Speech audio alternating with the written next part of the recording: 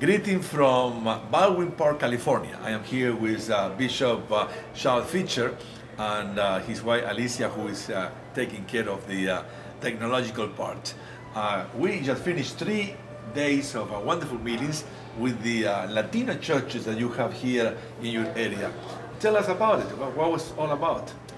Well, we just had a prayer conference with the theme Finish Now, with the 7 Hispanic churches that are under the California, Nevada office. And Dr. Ramirez came out and spoke a couple of nights, and our district overseer spoke one night. And it was wonderfully successful. Our pastors, our lay people were there. The worship was great. Dr. Ramirez did a great job preaching, and everybody had some great fellowship. We had tacos last night after the service, and just went really, really well. I am very impressed how you are connecting with and engaging with the Hispanic churches. And as you know, we have Latinos in most of the states in the United States now. But there's not too many, areas that they're taking this very serious. Can you give us some clues? What are those things that you are doing intentionally that help you to engage and connect with the Latino churches and start even new Latino churches in the area? Okay. One is relationship. You have to reach out and build relationships and not be afraid of some cultural and language barrier, because we have far more in common than we have different. Secondly, I make sure that the Latino churches have a Latino district overseer. The district overseer of the Latino churches here in Southern California helped plan this meeting, laid it all out, and then we just did the program for them. We also make sure at all of our state events that we have translation with headsets available. We try to incorporate Hispanic leaders on the programs at state meetings, for devotions, for music, etc. You use the word intentionality, which is important when you're thinking about a multicultural context. You have to make sure that you include people of other people groups besides Anglos on the programs.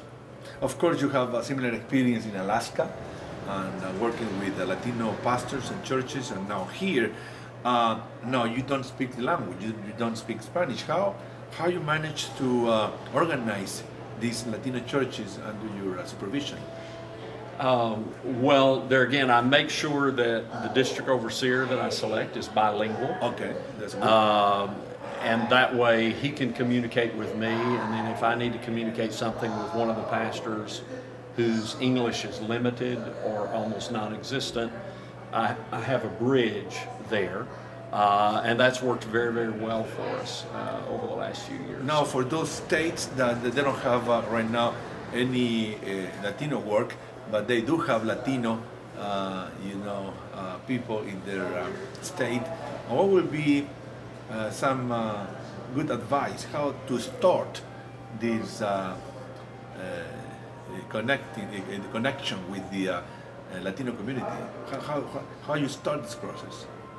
Well, I would encourage other overseers, if they don't have any Hispanic churches under their office, I think the first resource person I would contact would probably be Carlos Moran. Okay, in the office, in the Hispanic office in Cleveland. Correct. And talk with him about the best approach to try to begin Hispanic churches under the Anglo office.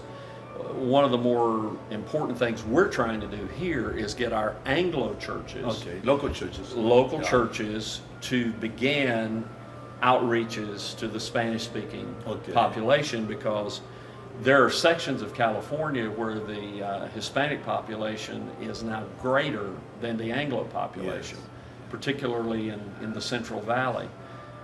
So I think it's important for existing Anglo churches to look for ways to reach the Hispanic population, and the first thing they've got to try to find usually is someone that's bilingual that can help work with the Anglo church to reach the Hispanic population in their area. You do have about 110 churches in your state? About 120.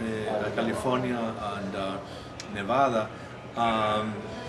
It's a good number. What percentage of Latino, Hispanic members do you have? Do you think that you have among, those churches, bilingual, Latino background that are part of our churches in California, Nevada? Well, we have, I believe we have 8 churches that are distinctively Latino. They're primarily Latino. And we have a number of other churches that have distinct people groups. There's probably 18 or 20 of our churches that are some primary people group other than Anglos. Yes. But in California, our churches are much more integrated than other parts of the country, perhaps, where you have Hispanics, Anglos, African Americans, Asians, all worshiping together in the same congregation. Well, just I want to congratulate you and Alicia for the great job that you're doing. Thank you. Not only in your basic work here, but also going one step up and engaging with other ethnic groups, because this is the name of the game. We need to reach That's right. all ethnic groups for the kingdom of God. God bless you. Thank you.